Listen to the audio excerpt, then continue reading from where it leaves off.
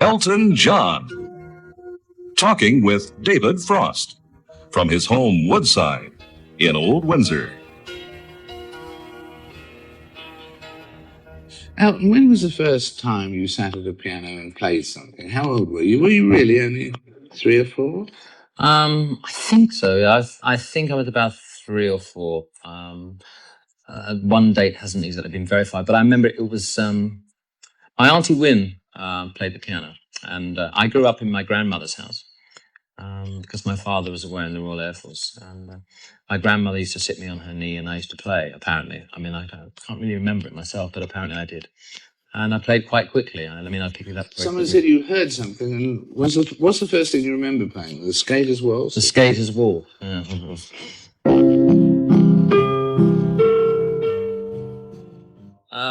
And you'd only heard tremendous at 3. Right? Yeah. Good job it wasn't the Flight of the Bumblebee, though. But you'd only heard it once, and you could then play it. Yeah, like, I had a remarkable gift of being able to play things by ear, albeit only in one key. But that really didn't matter at that age, and so I found quite early on in my life that I had a gift for picking up tunes and being able to transpose them or play them on the piano immediately. Were you alone as a child, partly because of your father being away and then the divorce and so on? You said once you grew up with inanimate objects as my friends, you said. Yeah, I was very withdrawn as a child. I mean, I was wheeled out at functions and stuff like that to play the piano, and I sort of was a way of showing off and getting attention.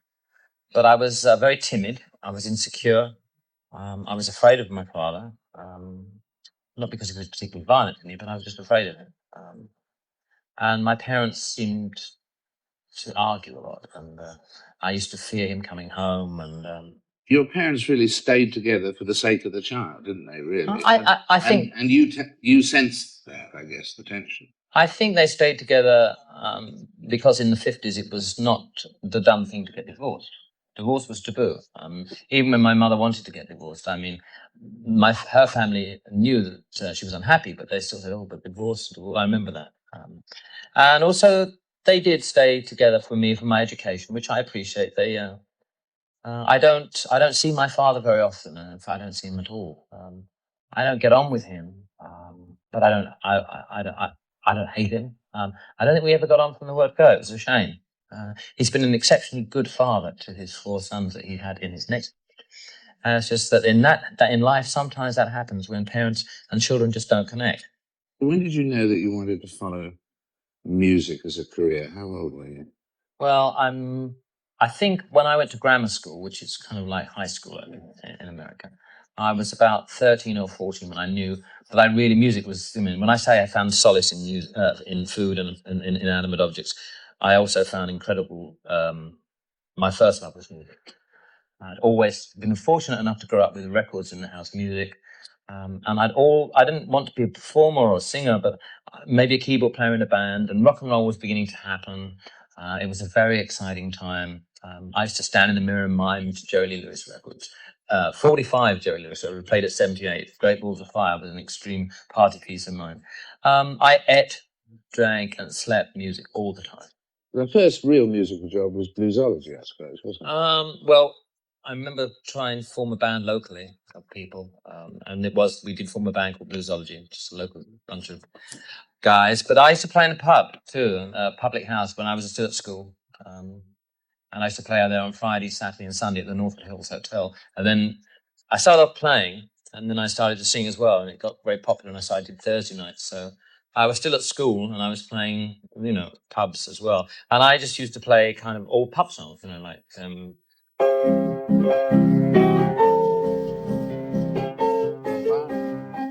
whatever it was. I can play that now. And then I decided to start singing, so I bought a microphone and an amplifier, and then I used to sing Jim Reeves songs. Put your sweet lips a little closer to the phone. And everyone, by that time had joined in, all the King of the Road. Trailer for sailor and Al Johnson did those April showers. They blew me. And I used to get £1 a night. And then my stepfather, used to take my box around. And then I used to get all the change from people, and I used to earn a lot of money that way, and that paid for my first musical equipment, which was a little electric piano and a microphone, amplifier, and speaker. And that paid for that. And then what did you do next? Then I was at school. I decided to leave school before my A levels, and because I was offered a job in a music publisher in Denmark Street, and Denmark Street was Tin Pan Alley. So I joined Mills Music, and I still had Bluesology. And while I was at Mills Music, we made a couple of records as Bluesology. One of them was Come Back Baby. That was the first record that I'd ever made, and that was written by myself. Yeah. Come back, baby. Come back to me, yeah, and you will see, yeah. La la la la, 'cause I'm the only one that oh, it was dreadful. But you see, the thing was, I wasn't the singer of the band. Stuart A. Brown was the singer of the band, but they didn't like his voice, so I had to sing and wrote the song, and I wrote all the words. So that's why, hence, having listened to that, you know why I searched frantically later for a lyric writer. In hindsight, of course, it was a wonderful choice teaming up with Bernie Taupin in 1967, who wrote your lyrics of so many of your great songs and so on. And of course, the thing that fascinates everybody about that relationship, apart from the fact that it's gone on so long, is that the lyrics come first and not the music, which is not unique, but it is the exception to the rule. It's not unique, but it's the most, as you say, it'd be 25 years next year that we've been together. It's a long time for a songwriting partnership to last. And the songs are always usually written melodies. 99% of the time, melodies after the lyrics have been given to me. So Bernie would give me a lyric. In the old days, it was handwritten. And in fact, he still writes them by hand and then types them up. And now it even comes out by fax. You know, this is technology we're talking about here. Yeah. But they were handwritten, and I would get a lyric in front of me, and I would look at it, find out whether I think it would be slow, fast, or the actual text, what I thought the music should go with the text. And then I'd go about dissecting it and thinking verse, chorus, and because a lot of the early lyrics were written not particularly in verse, chorus form. They were written as lines. But I mean, if you take something like, for instance, that you played the first time we ever met, I heard you playing on the David Frost show, your song. Now, yeah. I mean, take that as a specific example. What would have happened? Bernie would have handwritten a lyric. Yeah, and I would have just got at it. And I usually play both chord sequences. I'll fiddle around. And then I think, I like that change. And so it's a little bit funny. It's feeling inside. And that's not quite right. I'll change the chord. It's a little bit funny. And then it's feeling inside. And it happens very quickly. I mean, once I get the beginning, I'm on. Well, half an hour or an hour, you said? Well, actually, no. It's that, in those days, it took me about 15, 20 minutes to write it and half an hour to memorize it because I didn't put it on tape. I didn't put any of the songs on tape. So at one point, I had about 30 or 40 songs stockpiled in my head that I'd written by memory. So I didn't have tape. There was the day before, really, the tape recorder, the portable tape recorder. So I used to memorize them. So actually, the actual writing of them, the combining of the melody and the text, didn't take much more than 20 minutes. And when you got to the end of that one, How Wonderful Life Is While You're in the World. Now, how did you work out what you got to do there? You'd worked out the mood by that point of the song. You'd want the tone of it. And then how did that thought come? I don't know. I don't really know. I can't explain it. When it was written, I would be writing in the living room. We lived in my parents' apartment, and he would be in the bedroom writing lyrics, and I would be in the living room playing the piano. And I'd finish it, and I wouldn't play it to him until I was finished with it. And then I'd go in and I'd excitedly play it to him and say, "Oh, isn't that great?" And then as soon as that was done, I'd start another one. And so, I mean, I wouldn't, which was, it was, I don't know, it was a combination of two people that sort of, when they got together, the ingredients were right. Did you have the ideas before you got to the piano? No, never do. Never till you got right there? No, I never go around thinking of melodies in my head. You're not suddenly in the supermarket and you... No, never done it like that. No, never done it. Not until you get... Not until I get my lyric. You sit down at the piano and there's a lyric. And there's a lyric. It has to be a lyric.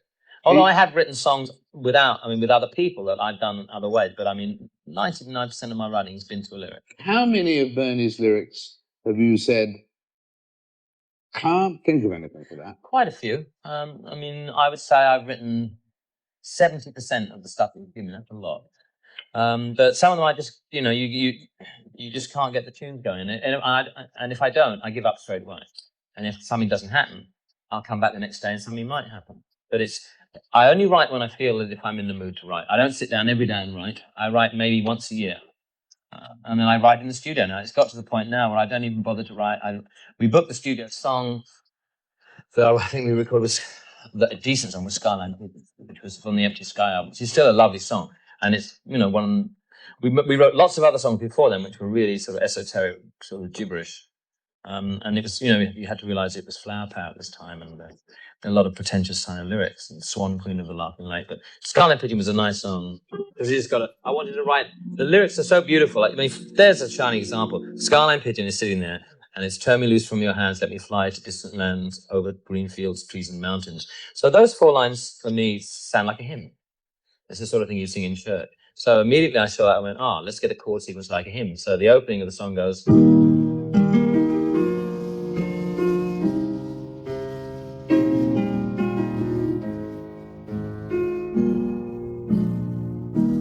Congregation, please rise. Right? Yes. Oh, that's a that's the sort of thing you look at it instantly and think that's what that's going to be. Sometimes he's shocked by the results of things that he's written, thinking they're going to be slow and they're fast. But hey, listen, we've never had an argument in 20 over a song. He's been to think I have the ability and the free hand to do whatever I like with somebody's lyrics. And they must be, when you write something, they're very precious. His 50% of the songs are his. And without his input, there wouldn't be a song, because the lyrics come first. So to me, for him to let me do what I want with them is absolutely stunning thing to do, really. Well, that's interesting, because you say 50-50 and so on, and without, you need the lyric to prompt you. Because in general, people would normally say that a good tune can get by with a bad lyric. But a good lyric can never get by with a bad tune, that the tune in the end is more important. No, I always used to think, I was always a tune man myself. I'm not very good on lyrics, for example. Every time I do a tour, I have to rehearse and get all the old lyric sheets out. Because I've got to... when I hear a song on the radio, I always get the words where I'm singing along with it. I'm not very good. I listen to the melody. I'm a melody man. But most people who talk about our songs talk about the lyrics. And people do listen to lyrics. And I do with other people's songs. There are points in your life when you must have been somewhere, you've been in love, or you've heard a song and it stuck with you because you remember a particular occasion or a mood that you were in. And that's happened to me on occasion. And usually in my case, it was very sad songs, because sad songs seem to be, sometimes they stick to me like glue, because I've been so unhappy sometimes. Sadness triggers off your muse, your musical muse, doesn't it? Presumably it can be more difficult to write a song while you're angry, let's say. But do you write better when you're sad than when you're happy? I don't think. I think I just write. I don't think it makes much difference, David. I like writing sad songs. I must admit, I like the sad chord sequences. I like minor chord sequences, like. Let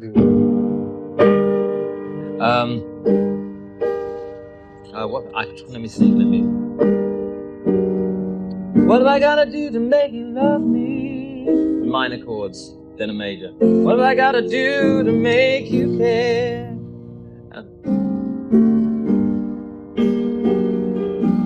And then those minor chords are always, I love those kind of sad side songs. That's the Elton sound. Yeah, it's a characteristic Elton sound, isn't it?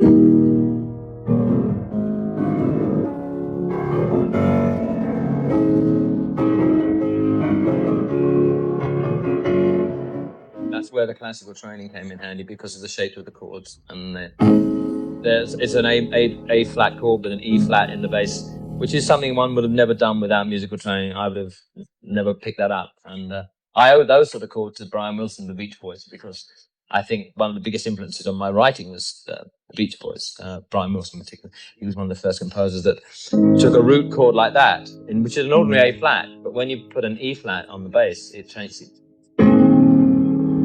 Gives it drama. And drama, you have to have drama in songs too.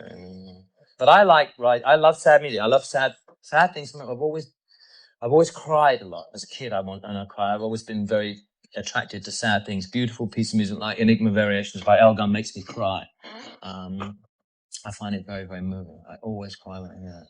And while we're on the subject of songs and how they come about, when Border Song came out in 1970, people said there was a lot of influence, not so much the Beatles in that, but the influence there was a gospel influence. Yeah. Who do you attribute that to? Well, again, it goes right back to my childhood when there was so much different music in the house. All sorts of, it was very eclectic taste and pieces of everything. And I think it would be fair to say that in my life, if you looked at all the songs I've written and the records that I made, there's traces of every sort of music in there. From schmaltzy ballads to rock and roll to R&B. But the Border Song was, which is very classical, but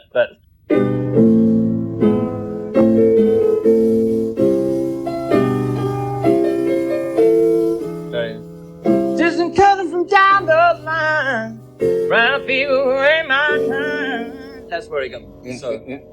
all in those days I've been. Very classic. So it's a fusion. I think the Elton John album was a fusion of classical and sort of black music too. I mean, it was a fusion. There was definitely a classical influence in that album, especially because it had a lot of orchestral arrangements by Paul Buckmaster that were amazing and were kind of innovative at the time, very innovative. And yes, it was a lot of my music is fusion. There's not much originality in there. It's just a mixture of everything I like. I listen to all sorts of music. I like most sorts of music. There is something to be picked up in all art forms that can be pleasant. Not everything, but there are glimpses that you can glean something from every sort of art form that gives you pleasure, I think. Were US audiences different to British audiences? Yeah, because or was it just that it was the Big Apple?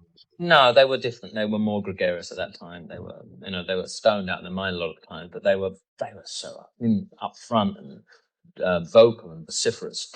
That has now changed 20 years later. Audiences all around the world are more or less caught up with each other. But there is something rather wonderful about an American audience. They're very, like Americans in general, they're very giving of themselves. They're very generous. They're very instant. They make you feel that they want you there, and they're very pleased to see you. And you, it's kind of be dangerous because you've got them sometimes in the palm of your hand from the word go. So then you have to learn, if you're doing a 2-hour show, to keep them in the palm of your hand. So it's a very good experience in that respect. But I have an enormous affection for American audiences. They made me a star. And I don't know, there is always the magic of playing in America. Did your fingers bleed for them? They always do, yeah. They when you play as hard as I do, and I really thump the thing. The thing. Elton John plays the thing. The thing. And of course, you're talking about days when amplification of pianos was very unsophisticated. So to get the sound out, I mean, I would play twice as hard, and I'd break my nails, and the nails would go into the skin, and I would be in agony. But after a while, it wasn't agony. After a week, your hands hardened up, and I didn't mind. I was a kid in a candy store. It was terrific fun, and success came very quickly. I didn't get very big-headed at that time because I didn't have time to think about it. I didn't. Now, Philip Norman, whose new book says at the time you were the simplest, healthiest, most clean living performer rock had ever known. That was at the beginning of that. It changed. Well, come on. And then after that, the tours were going fantastic. In 73, there was Crocodile Rock and Daniel, wasn't there? Yeah. And the shows were getting more and more spectacular. How do you analyse now the flamboyance in all those shows? I think initially, in those first, up to the year 1976 and 70, everything was done. It was okay. It was not thought. It was fun. It was not preconceived. It was off the cuff. It was original. It wasn't tired. It wasn't dated. It was innovative at that time. Every artist has his few years at the top when they can do no wrong, and I actually had the foresight to know that would happen. And I knew that I could not stay at number one forever.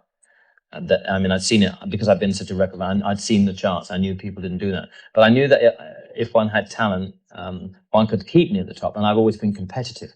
And I wanted to listen. I was always interested in new things, not just older music that I grew up with. I wanted to hear new things. So I knew that there would be a leveling out. And indeed there was. After 1976, my career leveled out. And also, I think in America, in 1976 in Rolling Stone, I said that I was bisexual. And it was something that I don't regret saying, but I think it had a bit of a chilling effect on people in America that were not surprised, maybe, but they didn't really want to know about it, and they were offended by it. I wasn't aware that they would be, but it did hurt my career a lot in areas that I didn't imagine. When one How can do you say, mean? What's in ways you didn't I imagine? think it shocked a lot of people. It didn't shock people over here. It didn't alter my career. My career in Europe wasn't particularly big at that time anyway, so it didn't really matter. But in areas where other places like Australia and Great Britain, which were really the only other areas that I was big in, I hadn't really cultivated the rest of the world. I just concentrated on America, Britain, and Australasia. But I think it hurt me a great deal in America. People were shocked. I didn't think it was a big deal, but on retrospect, there's no hiding the truth. It did hurt my career. If you had your time over again, would it have hurt your career a few years later, do you think? I mean, it was just that you were early to say it, really, I suppose. I didn't really, I mean, I just thought most people knew anyway, so I don't regret saying it at all. There had been rumblings and rumors, and there always are, but no one actually had come out and had the balls to ask me, and the guy who interviewed me for Rolling Stone asked me, and I said, yes, okay. I didn't really foresee the consequences that it would have. It's okay. I mean, I think everything in life that happens like that is you learn from, and do you think it's more difficult to be happy being bisexual? no, I don't really think so at all. I've never had any problem with my sexuality. That's one of the few things I've been able to accept in my life. I've had problems being happy, but I think that doesn't matter if you're gay or straight or bisexual or what. The complications that were set in when I was a child took me a long time to sort out. Even though I was communicating and having great success in front of all these thousands and thousands of people, and I was very good at it, and I was communicating, but they were far away. On a one-to-one level with people, face to face, in a room, if I had to go into a room for the people and I didn't know them, I would be petrified. And I'd really shake, and I wouldn't have the confidence in myself to do it. I was still the same scared little Red, and the insecure and shy person. And yet there was this other side of me that was acting out on stage and entertaining. But that was what I did for a living, and that was what I loved doing that. But that wasn't how you cope with normal life. That's fantasy land. And how do you cope with normal life when you've got to go into a room and you're terrified and you're the great Elton John? I mean, that's when you drink or you take uppers or you strengthen yourself in that way, is it? Or did you just? I didn't drink really that much before I became successful. But I did when I went to parties. I went to the opening of a wallet. You know, I went to everything because I was having fun. But I always had a drink to make me feel more comfortable. Yeah, because on a one-to-one basis, if I had a drink in my hand, I'd feel a little safer. So I did that, and then later on, I started taking drugs too. And I thought after I took drugs, that broke down all my barriers because I thought, wow, I can really communicate now. It made me open up. It made me talk. I would never talk before.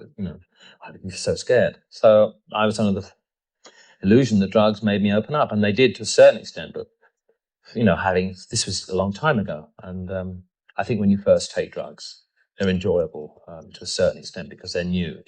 And I felt that I was part of the gang. I felt I'd really arrived when I started taking drugs. Yeah, I'm one of the, and finally, I take drugs, so I'm finally accepted. I'm one of the in crowd. And in retrospect, again, what it did, it opened me up to a lot of things. But eventually, after a lot of drinking and a lot of drug taking, it closed me right back down again and made me the isolated, unhappy person that I've already was in the first place. I've never really known how to communicate with people on a one-to-one basis. I've always been afraid. My life is built on fear of not being able to say what I wanted to, because I come from a strict upbringing, and emotions aren't something that people you don't show. You don't show them, no, not when you're a child. And I was terrified. And I had all the success, I had all the trappings, and I loved that and everything. But they didn't make me any happier. That doesn't, it can fix you. I mean, I'm a compulsive, impulsive person. I can't have one drink, and I can't have one drug, and I can't have one, as you've seen, one pair of glasses, and I have one car. That's my makeup. And unfortunately, it got more and more out of hand. And it started to affect my moods. I was quite an amiable person to work with for a long time. There's a bit in the unauthorized biography that Philip Norman wrote that calls them Elton's little moments. And I thought that of all the books, that's my favorite. I mean, it's very hard to write a book on someone who doesn't cooperate. So, but I thought he got me spot on there. Elton's little moments with the tantrum. But when you take drugs and you drink, you don't know how you're going to be from 1 minute to the next. You become unstable. And I became a different person from the 1970 to the 1976, the body of work, the success. I think I was quite reasonable to be with them. From onwards, from 1976 to 1991, 1991, it was a catalogue of happy times and very unhappy times, periods of sobriety, periods of intense and utter pain and distress, heightened by the fact that I took lots of drugs and drank a lot, and became bulimic for the last 6 years. Bulimic as well. Bulimic. I always had a problem. Bulimia is like the reverse side of anorexia, is it? Where you eat, but then you have to. Yeah, you eat and you purge yourself. I mean, the only reason I became bulimic is because I was eating so much that I thought I can't keep eating and eating because I'm going to get so fat, even though I was so fat anyway. There is a picture of me in that book of Philip Norman's that was taken only a couple of years ago, just before I went into a rehabilitation center, and I looked like a 60-year-old man. I had white hair. I looked like a bookmaker at Plumpton Racecourse, and I looked terribly ill and sad. And there are a lot of pictures. Actually, you needn't have even written. I don't mean this to be insulting to Philip Norman, but if he'd have just printed the pictures in chronological order, you could have seen for yourself what happened to me. There was the happy, young, innocent-looking me with all these people and having a good time, and then right at the end there was this sad man with a trilby hat on and big bags and black eyes and overweight, and I mean, I've lived a lot. I've had a wonderful, wonderful life. I've met a lot of people, done the things that I never dreamt of doing. I've met royalty. I've met heroes. I've played in front of thousands, millions of people. I've sold millions of records. But if you're not happy underneath it and you're still unsure, it makes it far more complicated. And I just wish to. It got me farther away from who I was in the first place. And it got me to the position where I didn't really want to live. I used to get up in the morning and groan and say, God, I don't. That's if I got up at all.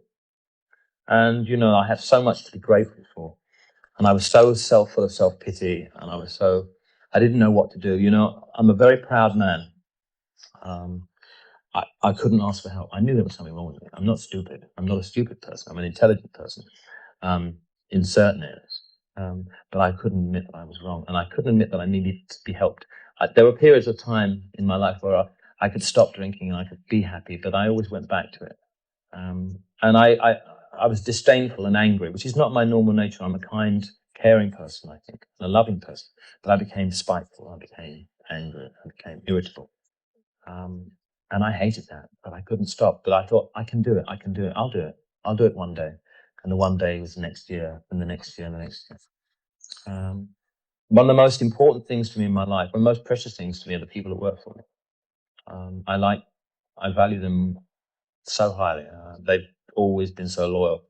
I've done really mean things to them. I've done wonderful things for them, but I've also gifts and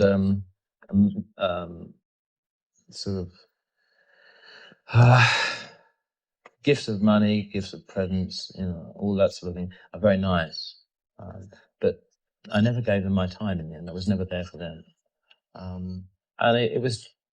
I hated myself in the end. I really hated myself. So it's a pretty sad, but meanwhile, the career was still going. The only thing I had to cling on to was the career. So the hits were still coming up.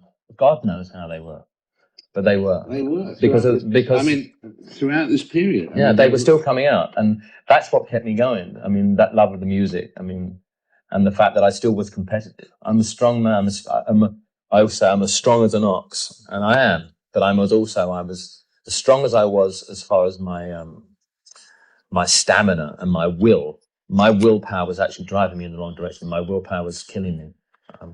So I decided one day that maybe, or someone decided for me that maybe I couldn't do this on my own. Maybe I'd come to the end of my tether so many times that this was about time now. That if I didn't, When was that? Who um, was that? When was that?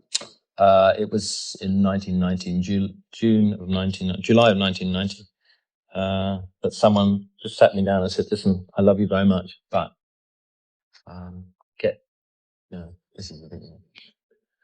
And I was ready to hear it. I didn't tell him to get out the room. I didn't use abusive language. I didn't lose my temper with him. I needed to hear it. There are times in one life where you need it. It's just, but the timing has to be right. So many people have tried to tell me before, Elton, for God's sake, do something. Don't do this to yourself. Don't be so self-destructive. We love you. We love you, love you. And as I say, the people the thing is most the people around me and the people that supported me. And I was letting them down, but I was letting myself down. And This was July 1990. and then July 9th, someone who I love very much came on and said, "Listen, I love you, but I'm not prepared to love you anymore unless you do something about it. Because I'm so worried, sick about you." My mother had to move away. My mother and stepfather had to move to Spain. They were so upset with my behavior and things that had happened to me. My mother said, "I don't have a son anymore." When she used to ring me up, couldn't be bothered to talk to her. I gave her Cartier bracelets, Cartier rings, cars, but I didn't give her what a mother needs most from her son, and that's some time, some love, some compassion. And that, from that innocent boy in 1970 who did everything until 1976, I completely lost sight of reality, and I completely. There was nothing pleasurable in my life. Even my career was a chore, even though it was successful, and even though it was the last thing. Everything was a bloody chore, and it was not pleasant. We've seen how we're coming at the end of the story, as we've just seen a glimpse of, to a very happy ending. But just go back over that period. There was less and less joy. There was some joy between 70 and 76. You said you were sort of still when there was a lot of joy then. There was a lot of Goodbye. It was fantastic. Like it was. And you were beating the records of people like at that stage. There was still you were beating Elvis's records, which must have been extraordinary for him. And that stage there was joy. There was joy, and there was some joy. I mean, it wasn't all doom and destruction after that. But I'm saying, what happened is I got more and more involved with drugs and drink, and I got more and more involved in. I just lost touch. I mean, I had people that would do everything for me. I didn't do anything for myself in the end. I mean, if I'd have paid someone to wipe my backside, someone would have done it. In fact, most people did. They loved me and they did confront me. They weren't sycophantic. They weren't, they did trying to tell me. And because they loved me so much, they still stayed with me. But I mean, I tested their patience to this very sorely. And it's their love that pulled me through in the end. I wanted to be well. I wanted to be happy. I've always wanted to be happy. Who doesn't? I always wanted to have a relationship. I married a wonderful girl who I thought that I'll get married to another. And at the time, I did think I loved her, and she's a wonderful woman, and we had some happy times together. I thought it would change me. I thought I'd go to countries and think I'll move here. That'll change me. Nothing changed me at all because I had a problem, a very big problem, and I think I made Renata very unhappy. I think she genuinely loved me, and one of the things I regret most in my life is making that person unhappy. It was no, by choice, from her choice. It's I think she's going to take a long time. Maybe, I don't know. I can't speak for her. It's unfair. I do have strong feelings of the fact that she's probably one of the most dignified, nicest people I've ever met in my life, and I caused her a lot of pain, and I really regret that. The last 18 months. Changed it completely, actually. I don't drink anymore. I don't take drugs anymore. And I don't, I'm not bulimic anymore. And that's made a hell of a difference. When you give up things like that, that's made a hell of a difference because chemically, the things like that made me very depressed. And so I don't feel the last 16 months of my life have been the most joyous time of my life. I actually look forward to getting up. I can cope with success. I don't feel guilty about what I've got. I'm beginning gradually to find out maybe who I am. I find it fascination. They call it recovery. It's very fashionable now, recovery.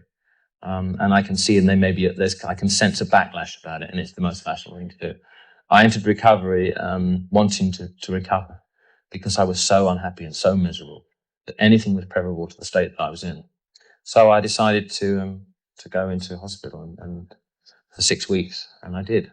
And I was advised to where to go, and I went. And it was the best thing I ever did for myself. People just didn't cut me down to size, but I mean, I just had to get rid of a lot of emotions that I never expressed in my life before. I had to get real. I had to, do things for myself. I had to do my own washing. I went into 6 weeks into hospital, and the thing I wasn't fine about being confronted and about all the terrible things I'd done in my life. I was fine because I didn't know how to work the washing machine. And I thought, what am I going to do? I can't work the washing machine. And that was entirely that summed up what was wrong with my life. I didn't know how to do basic things anymore. I didn't know how to function as a basic individual. And if you take the basic pleasures away in life, I've got this wonderful house and everything, but if you take the basic things away, doing things for yourself, being independent, having to do basic things like everyone does to a certain extent, you're going to end up in a sorry state. And when I came out of hospital, I moved into a house in London, a rented house, and I moved into a house on my own. I'd never lived alone in my life. I had 44, 43, and I'd never lived on my own anywhere. I'd always lived with my family or other people or entourages of people now. And I was never very good at confronting people. I mean, I wanted to live alone, but I wasn't very good at telling people what I thought of them. And I was always a bit of a sort of, I don't want to rock the boat. They call it people pleasing. But I moved out. I moved into a house in London, in Holland Park, and I got a dog from Battersea Dogs Home. And Thomas and I got up in the mornings, and I went and played tennis. And I just got up every morning at 6 and 7, which was new, and used to go to bed at 6 and 7 if I went to bed at all. And my life got better and got better and better and better. My family came back from Spain. My mother and I talk all the time, every day on the phone. I use the phone. I never used the phone for 15 years hardly. Only when I wanted something, or was screaming at somebody, or wanted something. I never used it to phone someone up and say, how are you? How you been doing? I've learned to help other people. I've learned to be there for other people. I've learned to try and be a decent human being again. I think I always was, but I lost it somewhere along the line. And the message is, if you're going to take drugs and you're going to drink, be very careful, because it's I don't regret it. I don't regret it. If it got me here and it got me this happy, I don't recommend it at all, especially excessive behavior in any form. Because it can lead to a lot of sadness. I would never have recovered without the help and love of the people I've got around me. That's what matters to me in life. Sharing, having the love of those people. And a lot of the pain was caused by, I knew I was letting them down. But, it's... Yeah, but the very fact that they stayed must have showed that they saw through, even in your bad moments, to the real you, which has now come through. Yeah, I'm not saying everything in my life is... Well, actually, everything in my life is fantastic. Because if I have a problem now and I get a bad mood or I get depressed, I know what to do with it. I call someone up and say, listen, I'm not feeling very well. What do you think I should do? See, I never communicated before. I had all those feelings and I didn't communicate. There are so many millions of people who have the same problems as me and they don't communicate because they don't think people want to be there for them. If any of you are out there listening, it's okay to ask for help. I didn't think it was, because I thought it was a sign of weakness. In fact, it's a very spiritual thing to do, to ask another human being to help you. And I'm very glad I did. And now, as a result, my life has changed so much. Spiritually, I'm not particularly believe in the word God as the religious God. I respect everybody's individual right. In the booklet you wrote with the box set, you said, my old life stops with the release of this history. A new life. Gosh, you've been talking about that. And we understand what you meant now. New life starts here, thanks to a willingness to change, to Hugh, and to my higher power. So you do believe in a higher power. Yeah, I don't know what it is, but you've only got to look outside and see what's outside and see the beauty. I never noticed things like that before. You used to say to me, let's go down to the beach and watch sunset. I said, I don't want to do that. Far too interested in waiting for the drugs to come. Really important things in life. Yeah, I mean, you've only got to see I just believe in it. It's just, there is something there. Some of the instincts one gets. So you can go on about it forever. I just actually believe that there's something there that's kept me here for some reason. I mean, clinically, I should be dead. Really? Yeah, Emotionally, I was. Emotionally, I did. I was like a carcass, David, shipped around from country to country, wheeled out and playing your song. Here he is again, roll up before he collapses, you know. And I saw Elvis Presley a week before he died, or a year before he died, in a week. It could have been a week. And I saw him in Washington, D.C. And he was, I looked into his eyes, there was nothing there. And in the end, there was nothing there with me. And it's, I don't want to make this whole story sound woeful. In fact, it isn't. It's a great story. Someone said to me before, I like your song. I would always deflect a compliment and say, no, well, I can't. No. I can begin now to take confidence. I can realize that, yeah, I have written some nice songs, and there's a lot more to do. I've got a love of life back. I lost that love of life, you know. And you've got emotional life back too. Yeah, I mean, come on. I'm so bloody lucky to have got where I am, and I just frittered a lot of that away on stupid things and selfishness. That's all right now. I don't mind. I don't mind admitting that, because I'm a human being. I'm not perfect. I thought I was perfect. I mean, perfection is something I've always striven for. And you're never going to be perfect, and you're never going to find the perfect song. Always been in search of the perfect song.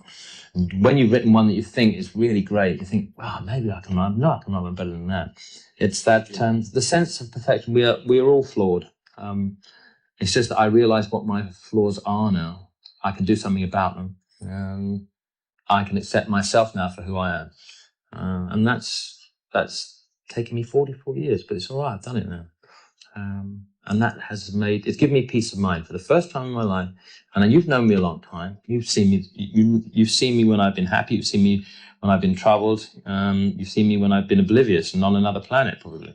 But it's the first time I've had peace of mind. It shows just the way I know it. I just feel it. Everybody feels it. I think you look 10 years younger. I sense you more at peace than I've ever seen you before. Yeah, I think there's no inward battle going on anymore. And if there ever is, because my head can be, I can speak to you now and say and pontificate all I like. I can get out in a minute and someone will tell me something in my head and something like, and I've got all these movies going on. That's I listen to my heart now and not my head.